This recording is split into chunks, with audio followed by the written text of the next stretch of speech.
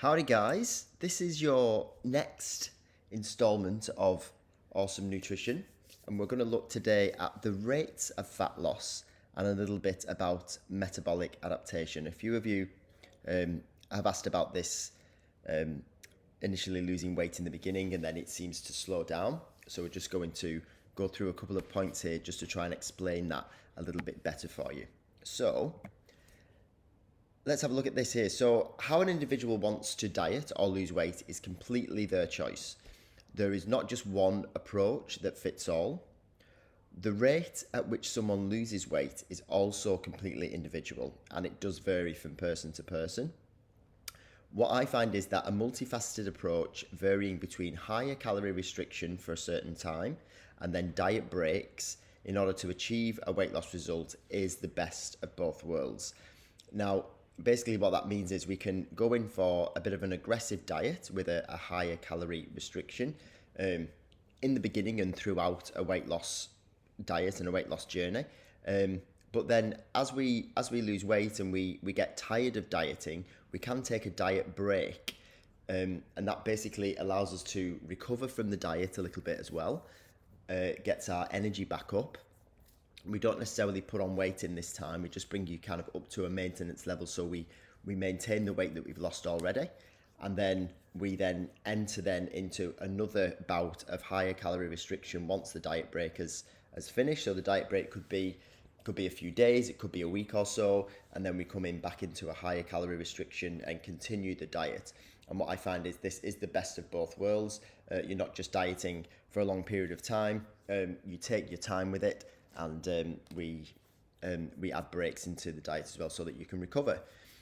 And just what we're going to cover in this presentation, it says here we will highlight some of the benefits of both fast rates and slow rates of weight loss. Plus we'll also discuss a little bit about basal metabolic rate, which is really important to understand, and how that changes during a diet and a weight loss phase. We'll also look at energy expenditure and non-exercise thermogenesis. So let's have a look at this here, guys. So basal metabolic rate. So we've got a chart here, and this shows basically your daily calorie, how your body burns energy through the day. And what we see here, guys, is this BMR counts for like 70% here. Yeah, up to 70% of your total calorie burn for the day. Now your BMR, as it says over here, is your basal metabolic rate. So this accounts for more than 60% of your total daily energy expenditure. Even when resting, your body utilizes energy and calories by performing basic functions to sustain life, such as your breathing, your circulation, the processing of nutrients, and cell regeneration. So your body's continuously working all the time, and this takes energy. This requires energy. And you think about all the processes in the body that require this energy. So that's why your BMR is so big. So actually, up to 70% of our daily calorie burn is actually just to sustain life. That's basically what we're doing. So we burn a lot of calories in order to do that. It also says here that BMR is naturally reduced during weight loss, which is why it's important to preserve lean body mass or muscle tissue when we lose weight. So our protein is really important, which I'll come to a little bit later in the presentation. Your BMR is largely determined by your total lean mass, so how heavy you are as a person, and how much lean body mass you have is determined. Your BMR is determined by this. Muscle mass, especially because it requires a lot of energy to maintain your muscle mass, and also muscle is active tissue, so it requires energy to, obviously when we move, we're constantly moving throughout the day. Even when we're asleep, we're moving. It says here breathing, circulation, that all requires muscle tissue in order for it to happen. So maintaining our muscle mass is really important, and your BMR is largely based on that as well. So looking further, guys, we're going to look at NEAT here as well. So most of our energy is used up in BMR. Our total daily calorie expenditure is used up in your BMR. Then we're going to look at NEAT, which stands for non-exercise activity thermogenesis. So NEAT, or non-exercise activity thermogenesis, is the energy expenditure that we have when we're walking, when we're standing, when we're climbing stairs, fidgeting, and maintaining and changing postures. So everything that you do during the day is classed as NEAT, and it's basically anything outside of formally planned or structured exercise. This is what falls underneath this category. So yeah, it says here, fidgeting, climbing stairs, walking, not necessarily a planned walk, that can be counted as exercise. Things like having sex as well is also classed as NEAT because it's not actually necessarily planned. But basically, the more that we move, and I've mentioned this before, the more that we move through the day, the more energy that we burn. So it's not necessarily about going to the gym to burn calories.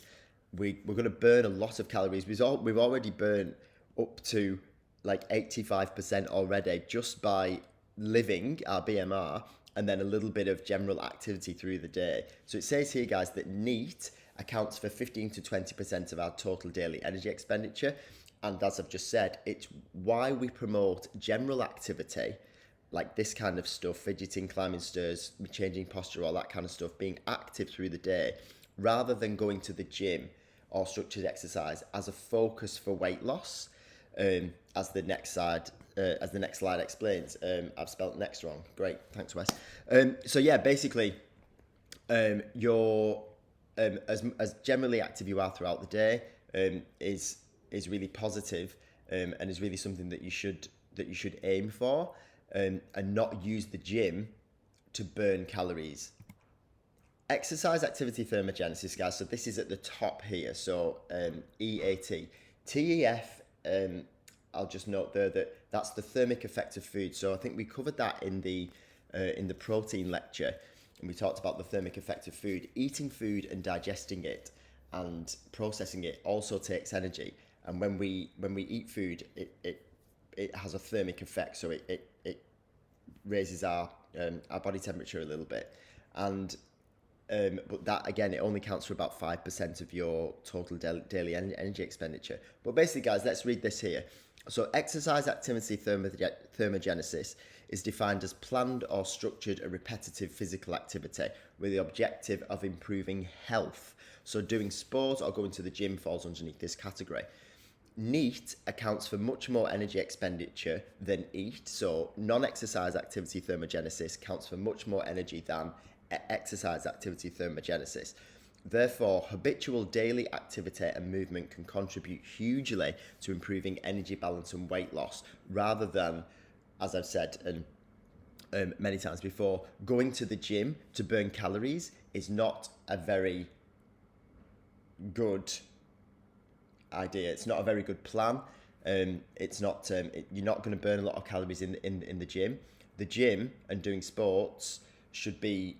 You should go with the objective of improving your health and getting stronger. That's what the gym is for. And then using general daily activity to control your weight and improve your energy balance. So rates of weight loss, guys. So as we looked at then before, we looked at basal metabolic rate and how that is it's attached to kind of how big the person is. So how much muscle mass you have and how heavy the person is. That's what your BMR is related to. And it says here, guys, rates of weight loss. As we lose weight and as we lose fat, we do become physically smaller. We become a smaller person. This in turn affects our basal metabolic rate. And as we become a smaller person, our BMR reduces. Depending on how aggressive a diet may be, we may see initial weight loss at a higher rate. But as we lose weight, our BMR reduces, and it's somewhat harder to create the same calorie deficit that may have worked at the start of the diet, and in turn our rate of weight loss slows down. So you can see this graph here, guys. So we start the diet here, we have a pretty decent weight loss in the beginning, and then as we do lose weight and as we become a lighter person, a smaller person, that weight loss actually starts to slow down a little bit.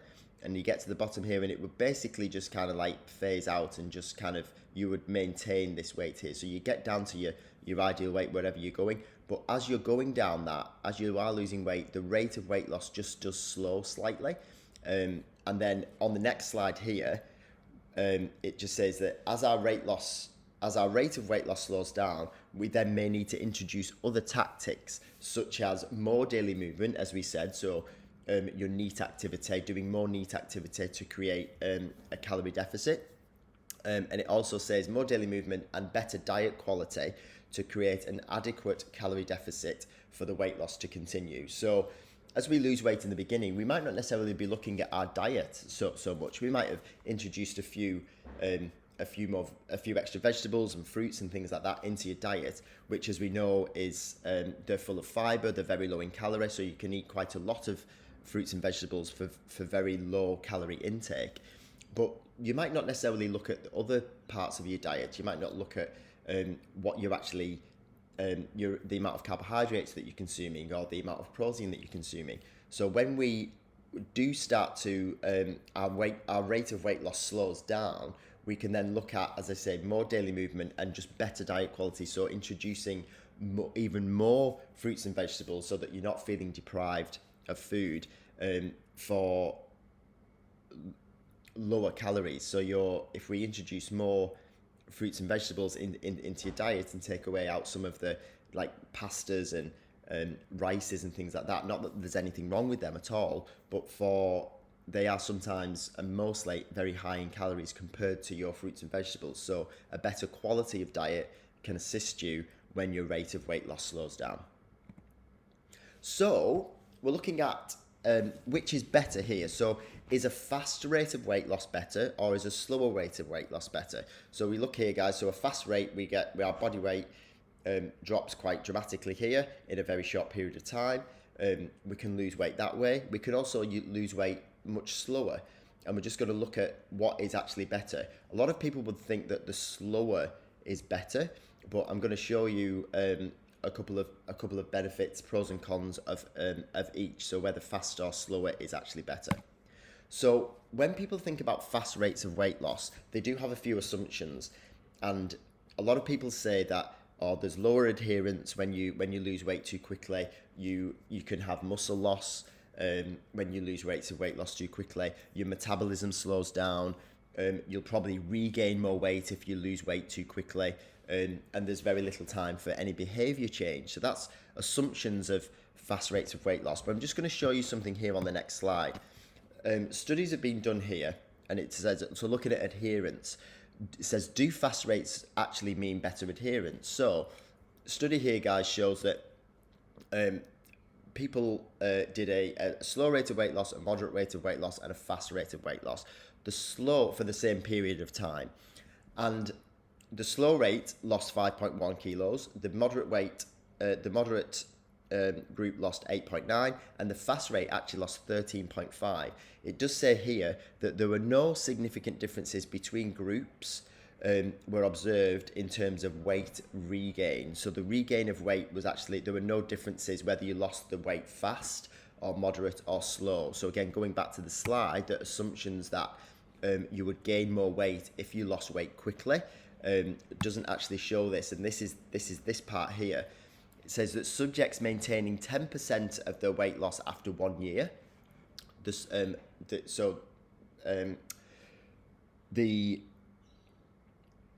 subjects maintaining 10% of weight loss after 1 year. The slow rate, 16.9% of them maintain 10% of their weight loss. 35.6% maintain 10% of their weight loss on the moderate group, and actually over 50% of the fast group maintained over 10% of their weight loss after 1 year. So it says here that the fast group actually had more adherence to the program. They attended significantly more sessions. They completed more food records, and they did consume fewer calories.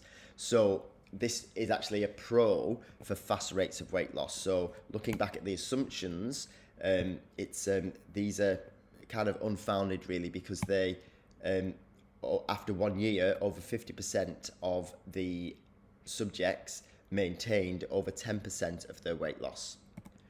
So looking at this as well, guys, here, so fast rates equal better results. So this study took 4 groups on a 6-month study. The 4 groups were, there was a control group, so they did weight maintenance. There was a calorie restricted group from diet alone with a 25% restriction in calories. There was a calorie restriction from diet and exercise, so 25% overall, the same as this, 12.5% from calorie restriction, 12.5% from exercise, 25% overall. And then there was a fast rate as well, fast rate group, which were put on a very low calorie diet of 43% restriction.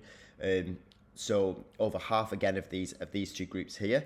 And they were on around about 890 calories per day, right, which is very, very low. But then it says here that the fast rate, so this group here, dieted on average of the 6 months, which is 24 weeks, they dieted on average of 8 to 11 weeks out of the total 24. And at the end of the 6 months, the fast rates participants had lost significantly more body weight versus the slower approaches, and basically getting a large amount of weight off first in a short space of time, and then adopting a slower approach for the remaining time. So again, just another pro for fast rates of weight loss. If people want to do this, this would actually take a lot of focus, guys. Being in a 43% restriction is quite a lot. It's quite a heavy restriction. 890 calories a day is very, very low. You'd obviously need to make sure that you were focusing on protein a lot in there so you didn't lose a lot of muscle mass. But yeah, basically they dieted on average 8 to 11 weeks out of the 24. So they dieted for shorter periods of time, and they actually lost more body weight versus the slower versions as well. So guys, the benefits of fast rates of weight loss here, it says early results may increase motivation and buy-in, and that's true. If people come onto a diet program, you want to see results as quickly as possible. So entering a fast rate of weight loss initially can actually increase your motivation and buy into the rest of the diet. There's less time spent in the calorie restrictive state, which is also very important, because we all know that dieting, there's that feeling of deprivation and things like that whilst you're on a diet, thinking that you can't eat the foods that you want and all this kind of stuff. So less time spent in a calorie restricted state, that's also a benefit. You can return to maintenance calories sooner, and this improves your training and recovery. So if you are going to the gym and you are training, you're exercising, being in a calorie restrictive state can actually hinder your training and recovery, because you're eating less calories, you're not recovering properly. You'll go to training, you've not eaten a lot, you feel really tired and lethargic. So the quicker you get weight loss done, the quicker that you can return to maintenance calories, and then you can improve your training and recovery. You can also use diet breaks often. So we just said about diet breaks, having a restriction of calories for a certain amount of time, and then having a break from the diet. If you're in a heavier restriction of calories, you can have more diet breaks. You can have them more often. So you can enter a heavy restriction for a couple of weeks, maybe 2 or 3 weeks, and then you can come out of that and have a break on the diet for maybe 3 to 4 days or a week or so, and then go back into that heavy restriction.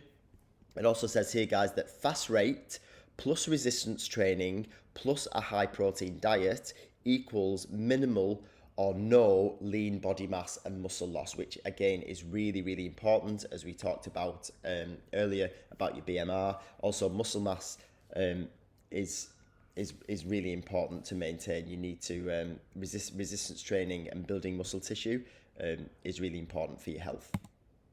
So guys, this is an actual client of mine that we worked on through COVID. So it says, this is a true representation of a client's weight loss over 30 weeks at a slow rate. So this is coming into slow rates of weight loss.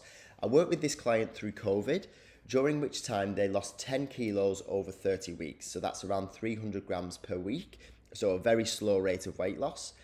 And since then, this client has actually continued to lose close to 20 kilos overall, still with this slow rate of weight loss. Some weeks, as you say, you can see saw larger reductions and some weeks saw no reductions at all. So there's weeks here where it just kind of maintained and stayed the same, and then there's other weeks where it really dropped, which is about here, and here it really dropped down. But over time, it says the important point to note here that the client's weight fluctuated from day to day and week to week, but over time, the red line, the trend, was actually down. So this again is, we're just looking at slower rates of weight loss here, guys, and these work just the same.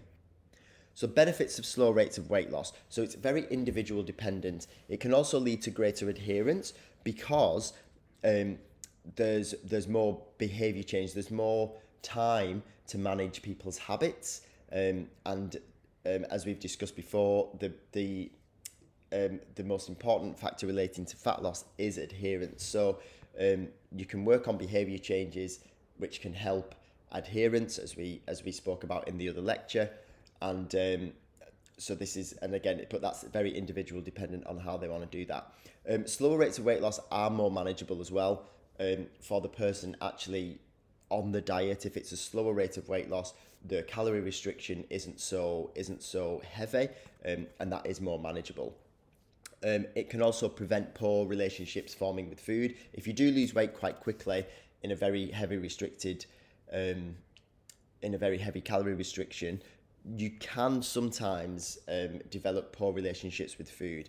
You know, you kind of like into like kind of starving yourself and things like that. So that's important as well to point out. It's potentially better method for a very lean client. A very lean client doesn't have a lot of weight to lose, so there is potential then if you put them into a very heavy restriction, they're going to potentially lose muscle mass in that as well if they're very lean already.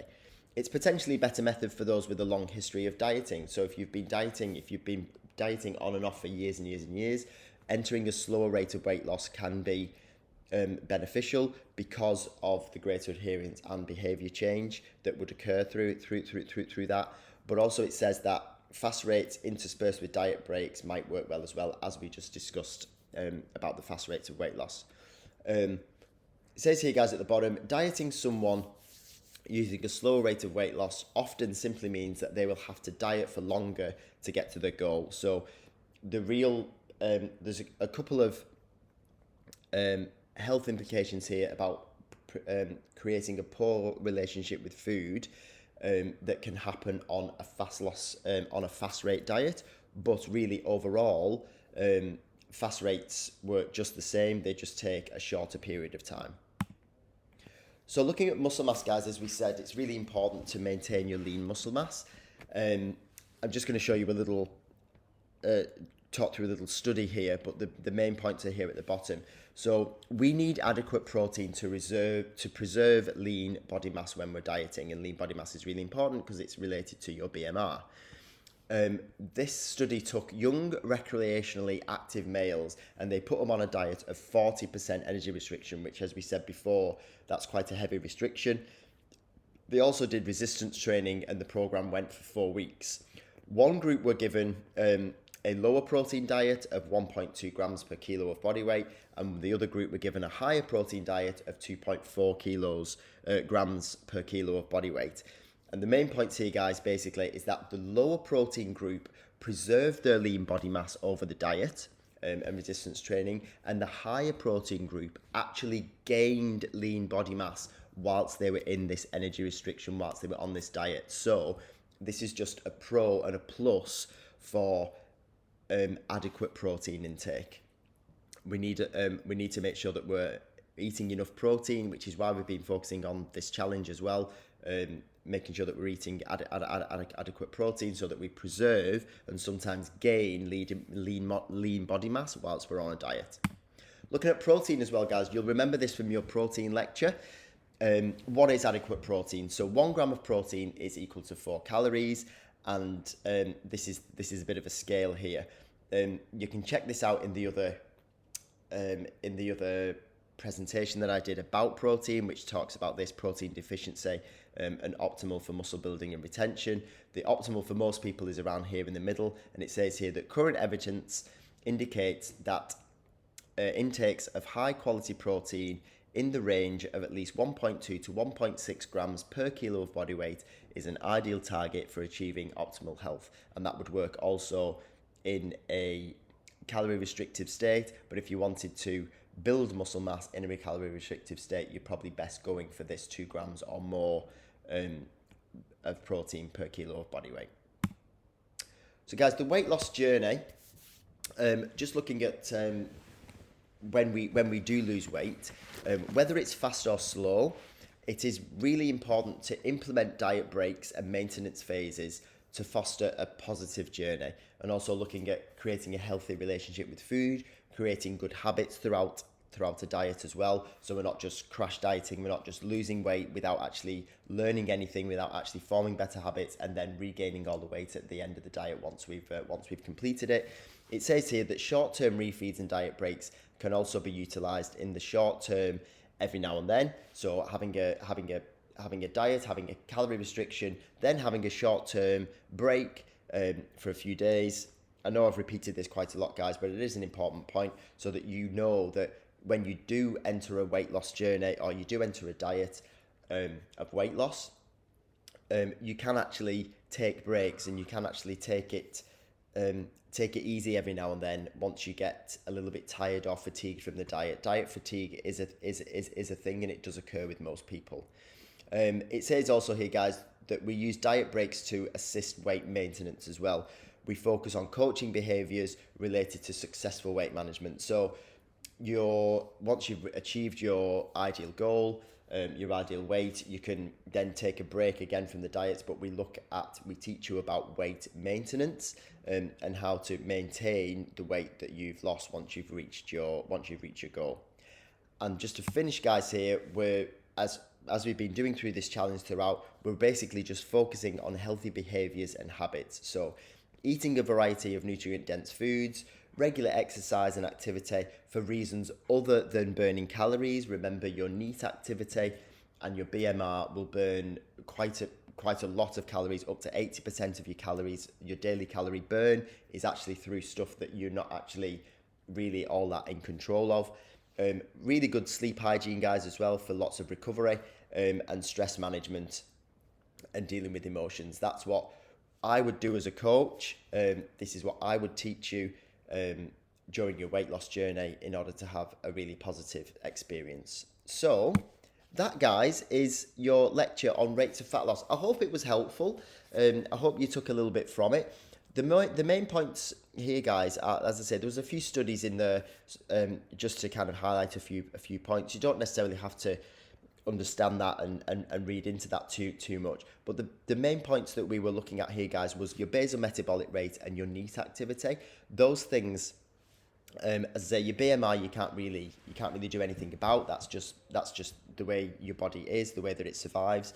But your NEAT activity, so just general activity through the day, is really important. And if you're wanting to lose weight and lose fat, the more generally active you are, the better results and the better experience you're going to get. I do now offer nutritional consults, guys. So once this challenge is finished, if you do want to chat to me about your nutrition and about weight loss and maybe put yourself on another plan, as I say, this has been about habit forming. This current challenge has been about habit forming. But if you are wanting to lose weight and you do want to learn new approaches and tactics in order to get down to a weight loss goal that you might have, please come and talk to me. It is something that I provide now that I've qualified with my nutritionist certification. So please ask any questions and come to me if you'd like to know more. Thank you very much for listening, guys. Take care, and I'll see you soon. Bye.